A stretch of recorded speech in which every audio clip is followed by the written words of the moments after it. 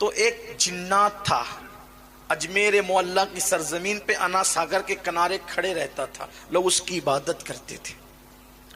آخری حربہ اجمیر والوں کے لیے مدد کے لیے وہی تھا کہ جنگوں میں ادھر ادھر جب بہت مشکل آتی تو کہتے سادی دیو کو تو مدد کر۔ کہا جاتا ہے کہ جب وہ چلتا تھا تو ایسے پیر رکھتا تھا کہ زمین میں دھمک ہوتی تھی، لوگ ڈرتے تھے اس سے۔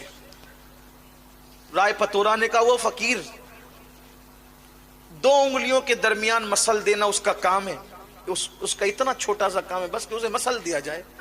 وہ چھوڑتا ہی نہیں ہے ہندوستان، اجمیر چھوڑ کے جاتا ہی نہیں ہے، لوگ مسلمان ہوئے جا رہے ہیں، اس کے قریب ہوئے جا رہے ہیں، جا اور اس کا قصہ تمام کر دے۔ اس نے کہا یہ تو میرے لیے چھوٹی سی بات ہے۔ وہ ہنسا اور ہنس کر کے کہا مجھے لیے چھوٹی سی بات ہے۔ وہ جا کے غریب نواز کے سامنے کھڑا ہو گیا۔ ان دنوں غریب نواز کا قیام ایک درخت کے نیچے انا ساگر کے کنارے تھا۔ اس نے کہا اے فقیر تو اجمیر اور ہندوستان چھوڑ اور چلا جا یہاں سے۔ پیچھے اجمیر کے لوگ کھڑے تھے۔ یہ اجمیر اجمیر اس لیے کہہ رہا ہوں کہ میں تاریخ بیان کر رہا ہوں، ورنہ جب بھی ہم غریب نواز کی نسبت سے شہر کا نام لیتے ہیں تو اجمیر معلیٰ اور اجمیر شریف کہتے ہیں۔ یہی ہمیں تعلیم دی گئی ہے، ہمیں حکم بھی ہے، ادب ہی ہمارا مسلک ہے، ادب ہمارا مذہب ہے۔ تو اس نے کہا کہ آپ اجمیر چھوڑ دیں، کیونکہ اس کی بات نقل ہو رہی ہے، اس نے جو کہا وہی کہوں گا، ورنہ اگر وہ یہ کہوں گا اجمیر شریف تو کہا اس نے کب کہہ دیا تھا اجمیر شریف؟ یہ بھی تو مسائل ہیں، یہ بھی مسئلہ ہے نا۔ تو اس لیے اس نے کہا چھوڑ دیں آپ اجمیر، ہندوستان چھوڑ دیں آپ۔ غریب نواز نے فرمایا میں ایسے چھوڑنے کا نہیں، ہندوستان ایسے چھوڑ کے نہیں جاؤں گا کیونکہ خود نہیں آیا ہوں۔ ہندوستان اگر ہندوستان چھڑوانے کا خواب ہے سادی دیو، او سادی دیو، اگر تو چاہتا ہے کہ ہندوستان سے ہمیں نکالے تو غریب نواز کا جواب ہے میں خود نہیں آیا، مجھے مدینے کی سرکار نے بھیجا ہے۔ ایسے نہیں جاؤں گا، نہیں جاؤں گا ایسے، بلکہ مر کے بھی نہیں جاؤں گا۔ ہاں مر کے بھی کوئی نہیں لے جا سکتا ہمیں۔ کیوں؟ اس لیے کہ یہ ہندوستان کا سینہ ہمارے لیے قدرت نے مخصوص کر دیا۔ غریب نواز آج بھی اس کے سینے میں آرام کر رہے جس سے اجمیر معلیٰ کہا جاتا ہے۔ رشک کی نظر سے دیکھتی ہے زمین کو اور زمینیں کہ اتنا بڑا مبلغ اعظم آرام کر رہا ہے، اور سینے میں زمین کے سینے میں آرام کر رہا ہے، اس لیے کہ امانتیں سینے ہی میں دفن ہوتی ہیں، امانتیں سینوں میں دفن ہوتی ہے۔ ہم گھسپیٹیے لوگ نہیں ہیں، ہندوستان میں امانت ہے ہندوستان کی، ہم ہندوستان کی امانت ہیں، ہم نے دفن اس میں ہونا ہے۔ امانتیں دفن ہوتی ہے، باغی دفن نہیں ہوتے، غدار دفن نہیں ہوتے۔ اللہ اکبر، اگر نظام الدین یہاں دفن ہے تو بتایا جا رہا ہے کہ نظام الدین یہاں کے باغی کا نام نہیں، نظام الدین یہاں کی امانت کا نام ہے۔ قطب الدین اگر یہاں دفن ہے تو قطب الدین یہاں کے باغی اور لٹیرے کا نام نہیں، قطب الدین بختیار کاکی ہندوستان کی امانت کا نام ہے۔ یہ امانتیں ہندوستان کی، اور انشاءاللہ قیامت کے دن اسی زمین سے یہ امانتیں اٹھے گی۔ یہ اس زمین کی بھی امانت ہے اور ہمارے مذہب کی بھی امانت ہے۔ یہ اولیاء اللہ کے آستانے۔ اللہ اکبر۔ تو سرکار سلطان الہند غریب نواز نے کہ میں ایسے نہیں جاؤں گا، تیرے کہنے سے نہیں، کہا پھر مرنے کے لیے تیار ہو جا، دھمکی دے رہا ہے مار ڈالیں گے تمہیں۔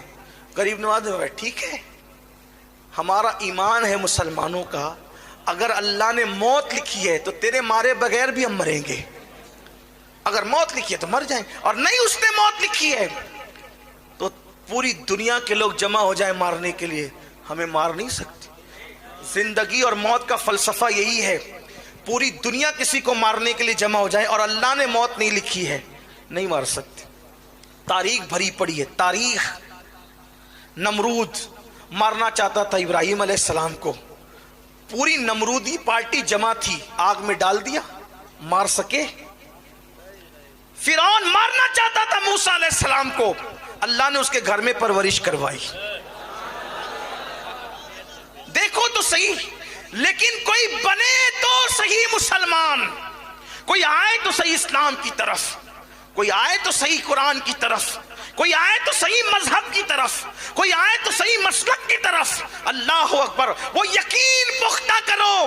جس دن مسلمانوں اپنا یقین اللہ پر پختہ ہو گیا، اس دن مارنے والے پالنے پر مجبور ہوں گے، لیکن ہمیں اپنا یقین پختہ کرنا ہوگا. سرکار غریب نواز نے فرمایا تو نہیں مار سکتا مجھے، میرے اللہ نے اگر میری موت نہیں لکھی تو تو نہیں مار سکتا مجھے.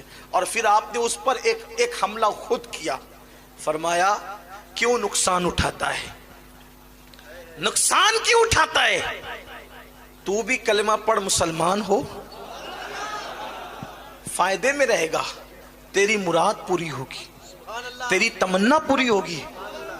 پیچھے لوگ کھڑے تھے، اب اگر جو لوگوں کا خدا بن کے کھڑا ہو اور کوئی اس کو کہے کہ تیری بھی مراد پوری ہوگی، جو لوگوں کی مرادیں جو ہے وہ باتیں کرتا ہے پوری کرنے کی، اگر اس کی مراد کی بات کی جائے تو اس کو شرمندگی نہیں ہوگی.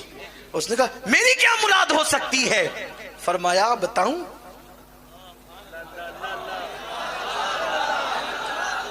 غیب دا نبی کا بیٹا اس لہجے میں گفتگو کر رہا تھا ایک جنات کے ساتھ. بہت ممکن ہے کچھ لوگوں کو ہوگا یہ بخاری میں ہے کیا؟ میرے عزیز وہ بخاری تو برسوں پہلے لکھی گئی، اس میں کیسے ہو سکتا ہے؟ کچھ لوگ تو یہ کہہ سکتے ہیں نا نہیں ہمیں بخاری میں بتائیں گے تو ہمیں جو ہے وہ ہم اس پہ یقین کریں گے. اگر ہر بات کا یقین آپ کو بخاری سے ہوتا ہے، اگر آپ برا نہیں مانے تو صرف سمجھانے کے لیے کہوں ایک بات، ناراض نہیں ہوں گے آپ؟ حالانکہ آپ نے بولنے کے لیے بٹھایا ہے مجھے، لیکن آپ ناراض نہیں ہوں گے. اگر آپ کہتے ہیں ہر بات ہم بخاری سے ہی مانیں گے، تو آپ جو ہے وہ اپنے ابا کے شہزادے ہیں. یہ تو کوئی بخاری میں نہیں لکھا ہے نا. نہیں اس میں ہنسنے کی بات نہیں، مذاق اڑانے کی بات نہیں ہے کہ یہ بھی بخاری میں ہے. نہیں ہے نا میرے عزیز. تو ہر بات بخاری میں نہیں ہوتی ہے، اس لیے کہ بخاری مقررات کو حذف کر دیا جائے تو صرف 2500 حدیثوں کا مجموعہ ہے. مقررات کو حذف کر کے کم و بیش 2500 احادیث کا مجموعہ ہے. اور جس نے بخاری لکھی ہے ان کا خود کا دعویٰ ہے کہ مجھے 2 لاکھ حدیثیں یاد ہیں، 1 لاکھ صحیح اور 1 لاکھ غیر صحیح، اس میں سے میں نے صرف اتنی حدیثیں لکھی ہے. اب بتاؤ اگر جو صحیح حدیثیں تھی اس میں اسے 2500 لکھی گئی تو 97,500 حدیثیں خود امام بخاری کے عقیدے میں صحیح تھی، لیکن وہ گئی کہاں؟ وہ کہاں گئی؟ اگر آپ بخاری، مسلم، ترمذی اور ابن ماجہ پر ہی اسلام کو مقید کر دیں گے تو پھر میں آپ سے سوال کروں گا کہ آپ نے بخاری کا کلمہ پڑھا ہے یا محمد الرسول اللہ کا کلمہ پڑھا ہے؟ واللہ بخاری ہمارے سراخوں پر ہے، لیکن ہم سنیوں کا عقیدہ یہ ہے ہمیں کتاب سے کیا لینا. ہم تو ایمان لائے آمنہ کے لال پر. میرے نبی کا فرمان اگر دیوار پہ لکھا مل جائے تو ہم اس کا بھی احترام کرتے ہیں. ہم کتاب نہیں دیکھتے، ہم نبی کا فرمان دیکھتے ہیں. اور بخاری کا احترام اس لیے کرتے ہیں کہ اس میں سب سے زیادہ صحیح احادیث موجود ہے. اصح الکتب بعد کتاب اللہ، اس کو اس لیے مانتے ہیں. لیکن آپ اگر یہ کہیں کہ سارا دین سمٹ کر بخاری میں آ جائے تو یہ بات اچھی نہیں ہے. آپ کو ایسی بات نہیں کرنا چاہیے. لیکن میں نے جو بات کی وہ آپ کی اجازت سے کہی، آپ کو برا بھی نہیں ماننا چاہیے کہ جو بات میں نے کی سمجھانے کے لیے کہی ہے. آپ اس طرح کی بات نہیں، یہ چیز آپ بخاری میں، یہ چیز آپ بخاری میں. بلکہ ابھی رجب شریف کا مہینہ شروع ہے نا، آج 7ویں شب لگ گئی ہے، ابھی کنڈوں کی نیاز کا معاملہ ہوگا اور لوگ کہیں بخاری میں ہے اس کا ذکر. یہ بات ہے، کنڈوں کی نیاز کا ذکر بھی آپ کو بخاری میں چاہیے. میرے عزیز ایسی بات مت کرو. کنڈوں کی ایک نیاز ہے، مستحب عمل ہے، اصال ثواب ہے.